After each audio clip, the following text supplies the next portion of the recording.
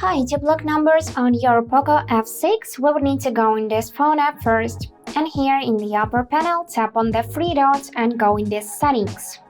And now select block numbers, and we can enable this unknown tab to block calls from unknown callers. And now you won't receive calls or text from blocked numbers.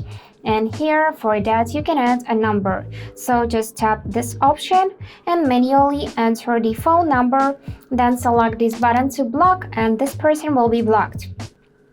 Now if you already know which contact you want to block, you can go back in the phone. Here select the contacts tab, select any contact from the list you want to block and choose this option to block this number. So tap it.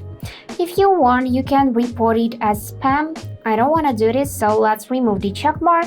And now we can block it by tapping this option. To unblock it, you can either tap here to unblock the number, or as before, go in the three dots, then settings, then block numbers, and remove it from this list by tapping the cross and confirming that you are unblocking this number. And that's it for today. Hope this video was helpful and thank you for watching.